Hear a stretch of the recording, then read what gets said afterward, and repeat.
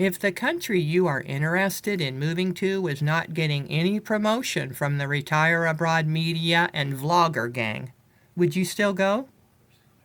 What if there was just a few other Americans there and there was very little promotion online? Would you still go? Hello and welcome to our Retire Early lifestyle. So you want to retire abroad. Will you be in the majority of folks that move back home after 1 to 5 years, or will you be in the minority of folks who stay abroad for the long haul? We think you really need to know this stuff to help you out, maybe save you a few headaches, heartaches, and hard-earned money. Where do we get our information, since this type of information is not something that can just be easily found? Nowhere are there statistics of people who have come back home or showing how long they stayed abroad or nothing like that. But it's simple to find this kind of information out. You look at the trends and the patterns. When we lived in Cuenca, Ecuador, it was named best place to live in the world 3 years in a row. We saw everyone flood into Ecuador, namely Cuenca, and then the price bubble happened and everything that goes with it. And to make a long story short, over the course of just a few years, we literally watched as expats left the country. 1 by 1, 2 by 2, the expats left. You could get on the Gringo forum and see ad after ad after ad of expats trying to sell their furniture and appliances before they left town. That's because they all flooded into Cuenca within just a few years when it was named best place, and they all left Cuenca within a few years, because it works in cycles. After the 2017 bubble popped, we'd walk down the street and hardly see another expat. We made a video about it called, "Where Are All the Gringos?" In 2019, they started promoting the new best place to live in the world. Can anyone guess where that is? Portugal! We had a heyday with that one because we knew already from the patterns of the expats to Ecuador. It would be the same way with the expats who went to Portugal, and it was. Portugal has now been demoted to number 2 on the top 10 list, and Thailand has now been promoted to number 1 best place to live in the world. Oh, how the tides change. By the way, the Rams took Ecuador off their top 10 best places to live list. That's the first time in 15 years. Just know this, if a country is getting a lot of promotion and vlogger hubbub, then you know there will be a lot of people moving there that probably shouldn't. We have to know ourselves and what we want. We shouldn't be moving across the world on a whim or what other people are doing. I mean, look, most end up leaving, okay? The other side of the story you rarely hear about is how people move to these foreign countries based on a lot of hype, misinformation, and other people's experience. It usually doesn't work out and they leave after just a few years. Sometimes they don't even last a year. So that's the patterns. The pattern is the revolving door of expats coming and going. You read about it and you can see that many of the vloggers are reporting about expats leaving, and you can do a YouTube search about expats leaving so-and-so country, and finally they themselves report about it in a video that they are indeed leaving such and such country. But that's all after the fact. To know if people will be leaving before anyone else does, just see if the place is being named top place to retire abroad. Then watch all the vloggers jump on the bandwagon, and then you will have an honest-to-goodness bubble on your hands, and pretty soon, we all know what bubbles do. They pop. So here's the thing. If you can honestly answer this question with an astounding yes, then it is much more likely that your move abroad will be longer than just a few years. And here's the question. If the country you are interested in moving to was not getting any promotion from the retire abroad media and vlogger gang, would you still go? What if there was just a few other Americans there and there was very little promotion online? Would you still go? Now, the challenge with this type of question is that many people will not be able to be honest with themselves, because there is this great quality about Americans, and it's this. When we decide we want something, nothing gonna stop us from getting it, right? When you think about it, most people follow the trends while getting enticed by some strangers behind a camera saying nice things about a place. And if that's you, it probably will not work out. You'll end up being in the statistics of expats that come back home. So knowing this in advance, do you really want to sell everything or put everything in a container and pay to ship it across continents, knowing you'll probably end up having to reship it back home? That's a totally different picture, isn't it? But if you're moving to a country based on actual good reasons of your own, maybe your spouse is from that country and you're both ready to settle down there. Perhaps you got married to a local from that country while visiting, or maybe you yourself have roots in that country, or perhaps you have a job transfer with your employer. These are real reasons to keep you in that country. But the fact is, most people don't move to Spain or Portugal because their spouse is from that country.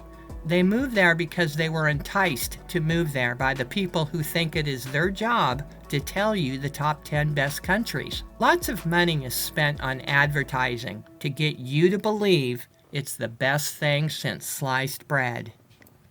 Do you understand what we're saying here? They have a job to tell you where to move. They make money by telling you the greatest, next best place to live. We have an American who comments often on our channel saying, "I've lived abroad for 15 years and I'm never moving back to the USA."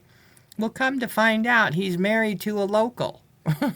Another single man who was in the military for years and spent more time out of the USA in many different countries of the world says he is never moving back to the USA either. Well, come to find out, he doesn't have any family ties or anything in the USA. Well, that's why they're still abroad. They have real reasons to stay abroad.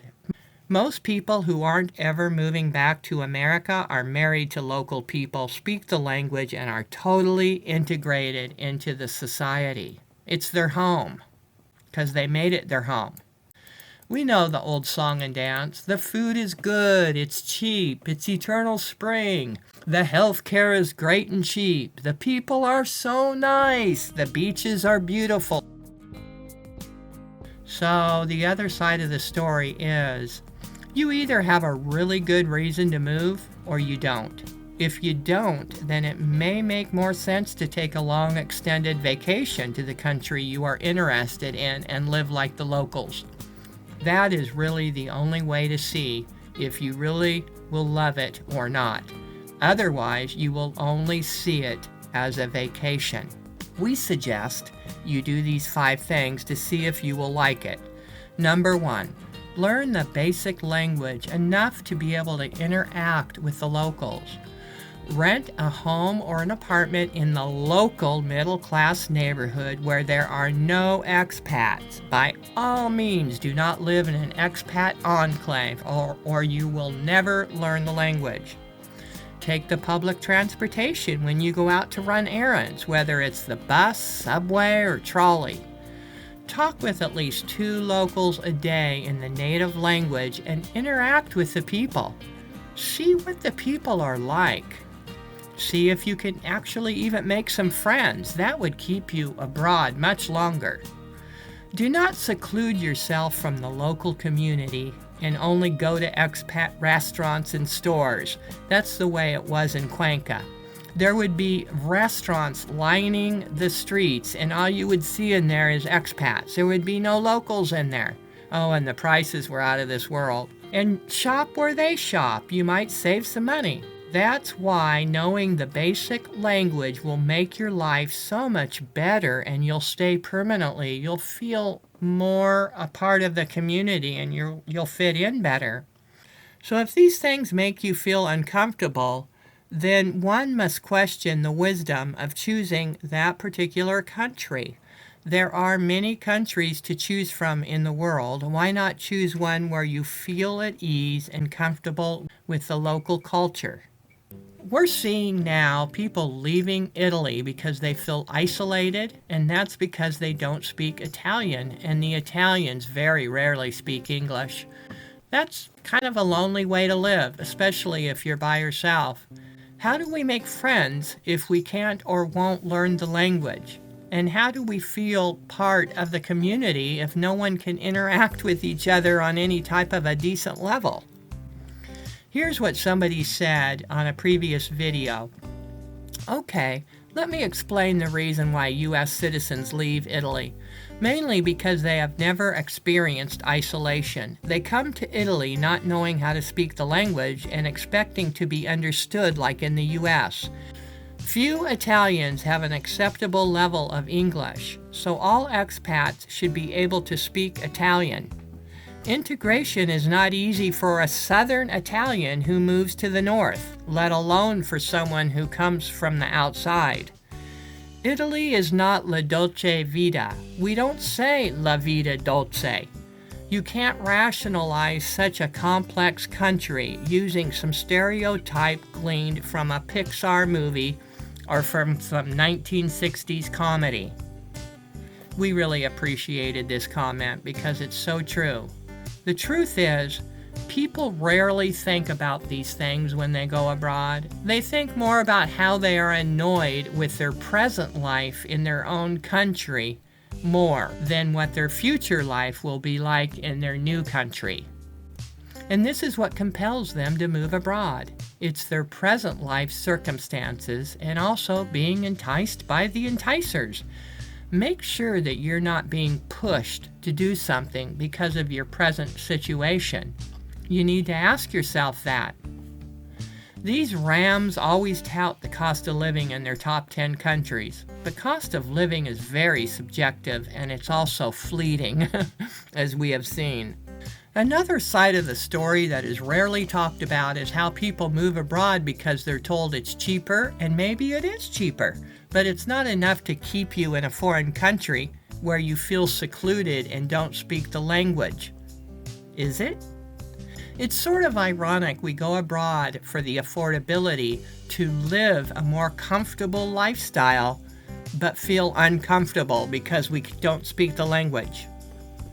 The other side of the story is we move abroad to explore new cultures, but that's the honeymoon. It's the excitement of the new country. The honeymoon lasts as long as you feel you're still on vacation, but the minute the excitement wears off, so does that honeymoon period.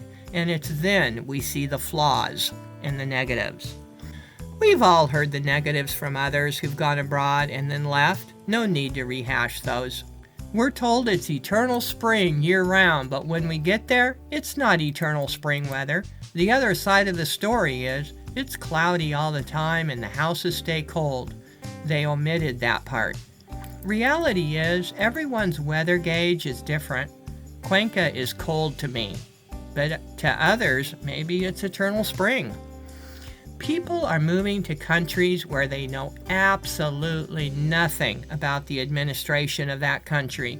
We see a lot of this happening right now. Another aspect that no one talks about is how people such as celebrities feel the need to leave their own country, as they say, because of oppression of some kind, but then move to a country that is far worse when it comes to personal freedoms and quality of lifestyle.